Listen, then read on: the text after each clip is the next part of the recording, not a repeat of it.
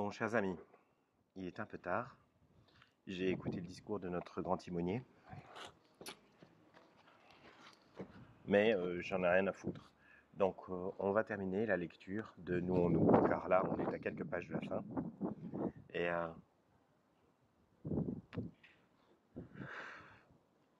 Et c'est assez étrange, en fait, de finir les choses. Il y a une phrase de Talleyrand que j'adore, qui est quand on a 10 pas à faire et qu'on en a fait 9, on est à la moitié du chemin. Donc là, on n'a pas fait 10 pas, je crois que c'est la 15e séquence, mais c'est la fin. Mais donc là, on est censé être à la moitié du chemin, alors qu'il reste quelques pages. On va voir.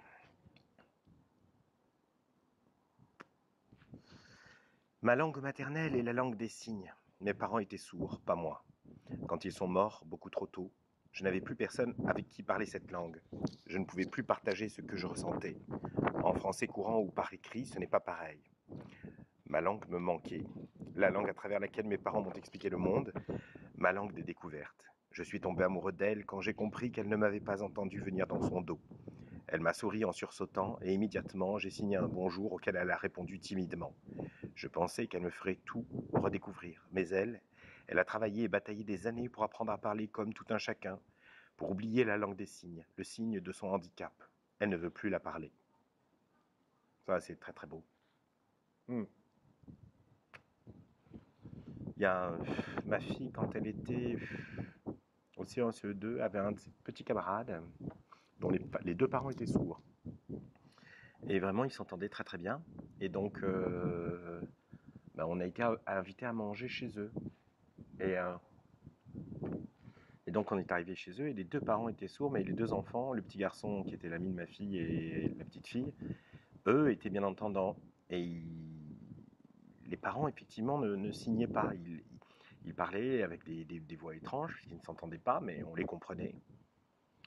Ils faisaient beaucoup d'efforts. Et nous aussi, on faisait beaucoup d'efforts. C'était assez pénible, mais en même temps très agréable, très intéressant.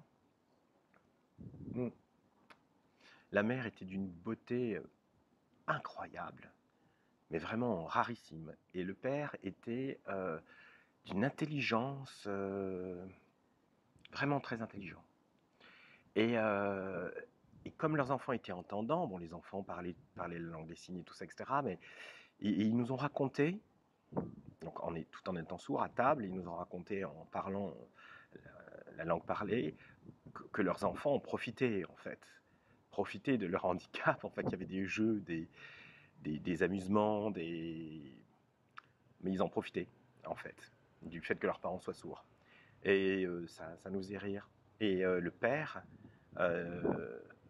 m'a expliqué que comme il ne pouvait pas écouter de musique et que c'était difficile de parler avec son fils, ils avaient multiplié les activités visuelles. Donc du coup, il lui avait acheté un microscope, un télescope, donc ils regardaient les étoiles ensemble, et ils regardaient les insectes, plein de choses comme ça en fait. Et on est reparti de ce dîner un peu fatigué en fait, parce que c'est pénible pendant 2-3 heures, même si tout le monde est cool, même si on est, même si l'ambiance est sympa, de parler avec deux personnes sourdes, même si elles parlent bien, mais il faut parler bien en face. C'était compliqué quoi. Et donc on était fatigué quand on est reparti. Les enfants avaient joué dans la chambre, bon, en parlant eux normalement. Et en fait, c'est en partant de cette soirée que je me suis dit qu'il fallait que j'achète un télescope et un microscope à mes enfants, ce que j'ai fait ensuite. Voilà. Donc cette idée d'acheter un télescope pour que leur montrer les étoiles, ou d'acheter un microscope pour qu'on regarde à quoi ressemblait un pou, ils étaient pleins de poux, elle m'a été donnée par le père sourd d'un camarade de classe de ma fille, et qui m'expliquait que c'était les seules activités qu'il pouvait faire avec son fils à égalité, en fait. Et chaque fois que après, ils ont déménagé. C'était vraiment des gens bien. Et les gamins étaient assez extraordinaires. Une famille extraordinaire. Ils existent toujours. Hein. Je crois qu'ils ont déménagé dans le sud. Je sais pas s'ils sont près de Lyon. Je crois qu'ils sont à Clermont-Ferrand maintenant. Donc, des gens vraiment formidables. et qui faisait tout pour s'intégrer, mais vraiment tout. Et, euh, et j'espère, après je me suis dit, on ne les a pas beaucoup fréquentés, mais après je me suis dit, j'espère que on leur a, en plus on s'entendait bien, on les trouvait bien et tout, mais j'espère qu'on leur a fait plaisir en fait. Je me suis dit, j'espère qu'ils se sont sentis normaux, j'espère qu'ils ont, voilà, je sais pas comment vous dire. C'est con, hein. Et il y a aucune pitié, hein. On n'était pas dans la pitié, etc. Moi, j'étais assez admiratif de ses parents sourds, hein. J'étais, euh, j'étais sidéré. Mais par contre, je comprends quand j'ai lu le fragment, je comprends l'attirance de ce type pour cette fille sourde, en fait. Il y avait un film avec Uma Thurman où elle était aveugle. Enfin, les femmes aveugles ou sourdes ou les Japonais chez Araki, voilà, elles sont dans des plâtres, etc. Alors je sais que c'est pas politiquement correct de le dire, mais c'est très émouvant en fait. C'est très, ça active la volonté d'être le chevalier servant ou de sauver, de protéger. Et en même temps, on a toujours l'impression que ce sont des femmes qui ne seront pas inauthentiques, alors qu'il doit y avoir des salopes sourdes et des salopes aveugles, mais on a l'impression que ce sont des gens qui, avec un sens en moins, ils auront gagné l'authenticité. Ce qui est sans doute faux, mais peut-être vrai. Il faudrait voir. Est-ce que les handicapés sont des gens plus authentiques que les autres? Je crois quand même, en proportion, je crois. Bon, un autre fragment. Je ne savais pas qu'elle était là. Elle s'était repliée pour dormir dans mon fauteuil. Ouais. Un autre. Je suis sorti. J'ai tourné à droite dans ma rue et je l'ai vue. Non, pas vraiment elle, pas encore. J'ai d'abord vu des traces de talons dans la neige. Quelle idée. Puis un peu plus loin, des traces de dérapage. Pas étonnant, la neige griffée. Et juste après les griffures, une forme éclatée au sol, suivie de nouvelles traces de talons, bien nettes. Comme si rien ne s'était passé. J'ai levé les yeux. Cette femme au perché devant moi, la démarche fière, avait le dos du manteau tout mouillé. Je l'ai rattrapée. Je lui ai demandé si elle ne s'était pas fait mal, si elle voulait que je lui donne le bras. Ça existe, ça, de proposer son bras à une inconnue parce qu'elle s'est vautrée dans la neige? Il y a certains fragments qui me paraissent un peu extraterrestres, mais je sais pas, dans certains contextes, je sais pas. Peut-être que c'est ce qui se passe quand il neige à Neuilly, je ne sais pas. J'étais garde-barrière, comme mes parents. Je suis né dans cette petite maison au bord des rails, dans le fracas et la ponctualité rassurante des trains, et, à la retraite de mes parents, j'ai repris leur poste. Ils ont déménagé. J'avais presque 30 ans. Je ne pouvais pas sortir, m'éloigner du passage à niveau. Je ne connaissais personne, je ne connaissais pas la vie. Il m'a sorti de là. Je croyais à ses balivernes, à son calme. Oula, il y a beaucoup de vent. Et il fait froid. Donc je croyais à ces balivernes. Est-ce que ça flingue le son? Merde, ça doit flinguer le son, non, le vent. Ça flingue le son ou pas?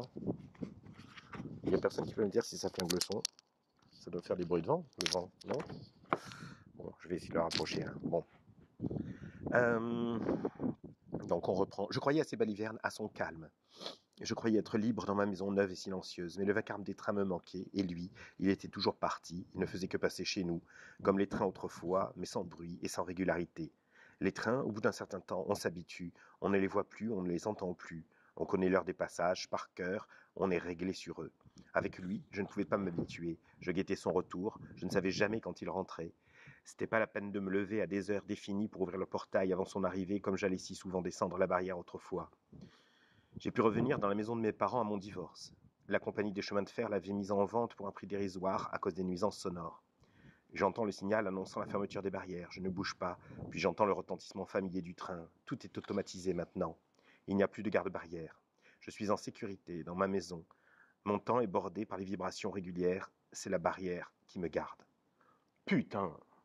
Bon, là, on s'approche de la fin, page 201. Ouh, il nous reste plus qu'un peu moins d'une page.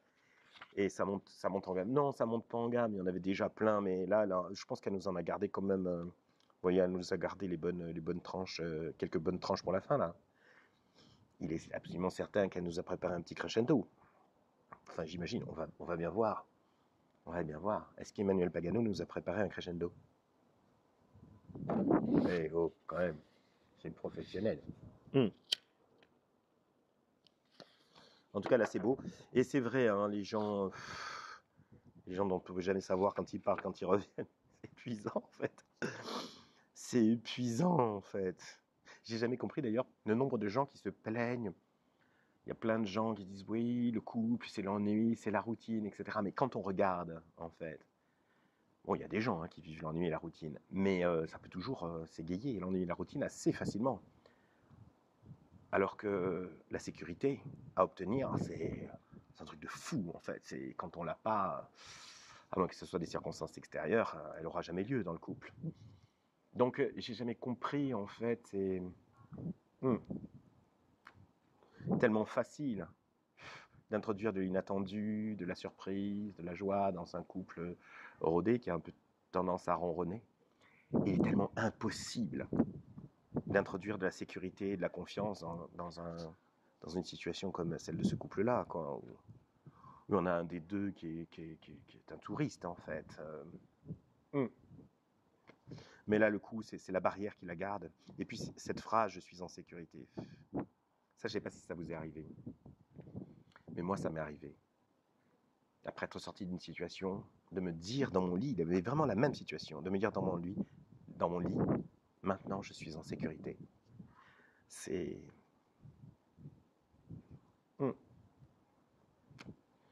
Bizarrement, c'est mon ex-femme qui m'a filé cette phrase, qui m'a dit et qui m'a dit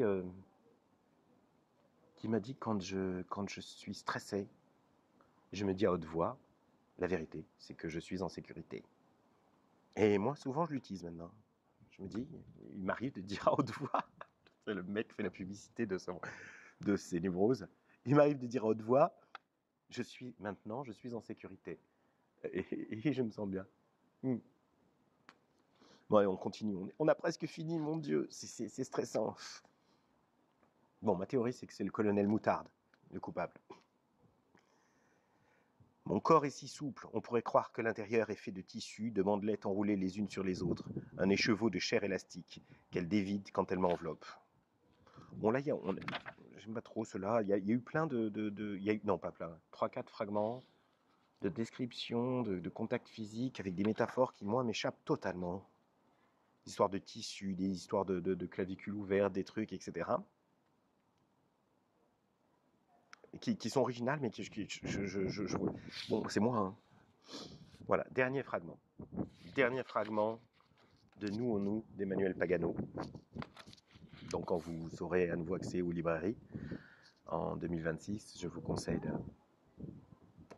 Quoique, vous pouvez sans doute le télécharger en e-book. Il s'assoit en tailleur sur les galets qui côtoient la rivière, puis il sort un bloc de dessin et une trousse de son sac à dos. Je m'installe près de lui, mais pas trop, avec un livre et un chapeau. Il me sourit et se met au travail. On pourrait croire qu'il dessine un cerf, peut-être un arbre. Je n'ose pas lui poser de questions, ni m'approcher pour regarder. Il y a des branches dans son geste, mais je ne sais pas si le charbon fabrique des bois de cerf ou des bras d'arbres. Bientôt, il a des ramifications à tous les mouvements de sa main, des ramis au bout des doigts. Des oiseaux se posent, je ne sais pas d'où viennent tous ces oiseaux. Des rouges-gorges, des moineaux, des mésanges, des pinsons, et même des pies, des hirondelles, des mouettes, des oiseaux de vignes et d'herbes, des oiseaux de lacs et de ruisseaux, des oiseaux de haute altitude et de mer, des oiseaux de forêt et de clairière, des oiseaux de plus loin encore, des colibris. Ils sont là, près de lui, les ailes au repos, si menus pour certains qu'ils tiennent sur un seul galet. Et de galet en galet, il sautille jusqu'à lui. De galet en galet, s'envoler, il s'avance, grimpe sur ses mollets, escalade ses jambes jusqu'aux genoux, explore ses cuisses, ses poignets, ses bras, se pose sur ses épaules, sur sa tête nue, regarde ses croquis et chante. C'est fini. C'est fini. Donc elle a choisi une fin poétique. Elle a choisi une fin poétique et ces petits oiseaux qui sautillent comme ça, donc des oiseaux qui se sont...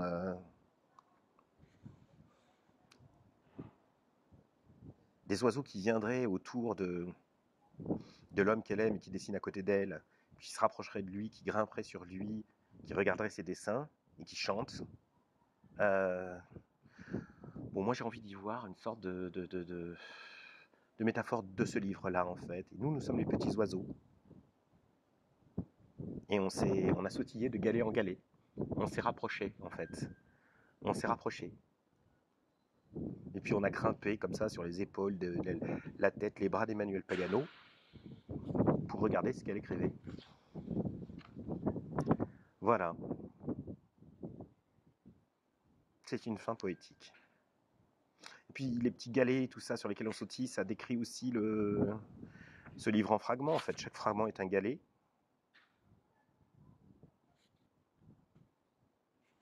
Voilà. Alors, je crois que dans une autre vidéo, j'avais parlé du chic, des fins, et que qu'en littérature, dans la littérature française, il fallait choisir entre le chic et la chute, en fait. On pouvait pas faire une chute et être chic. Bam, vous voyez le retournement. Bon, je sais pas si elle s'est posée cette contrainte-là dans ces termes-là, je crois pas. Mais bon, là, on est sur du chic. Il n'y a pas de chute. En même temps, c'était des fragments, donc il n'y avait pas d'intrigue non plus. Voilà. J'espère que ça vous a plu. Moi, c'est un livre que j'ai relu plusieurs fois, en fait. Et alors là, c'est le deuxième, là, puisque j'avais lu Autoportrait. Et ça, à chaque fois, ça me fait quelque chose. C'est-à-dire que à chaque fois, je découvre des fragments que je n'avais pas remarqués, ou alors certains que j'avais dû oublier, et puis certains dont je me souvenais bien. Mais quelquefois, certains dont je me souvenais, et je me souvenais de la moitié du fragment, je croyais que la fin était complètement différente, je l'avais réimaginé dans ma tête, en fait. Puis là, ça le recale, je reviens à la vérité, quoi. Il n'est pas retraité. Je reboote le truc. Donc, il y a quand même quelque chose d'énorme. Bon, tout le monde le sait, mais c'est bien de le dire, qui se joue dans la relecture. Bon, là, du coup, j'avais commencé, je crois, en parlant des gens qui ne lisaient pas parce qu'ils pensaient que c'était quelque chose de sérieux, et du coup, ça les effrayait, quelque chose d'obligatoire, quelque chose de très... voilà. Il y avait quelque chose comme pas une violence symbolique, mais une sorte de pesanteur symbolique sur l'acte de lire. Moi, en lisant comme ça, je me dis, ça peut peut-être montrer à ces gens que non, que lire, c'est s'approprier, c'est rigoler, c'est avoir des souvenirs, c'est voilà, même de la vraie littérature, parce qu'Emmanuel Pagano, c'est de la vraie littérature. Attention, hein, tous les livres sont respectables. Hein. Moi, j'ai aucun problème avec Guillaume Musso et tout ça. Ils ont leur aucun problème, vraiment. J'applaudis, j'admire, le succès, il est mérité. Quand il y a plein de gens qui lisent comme ça un livre, c'est qu'il y a quelque chose dedans. Mais il y a une différence entre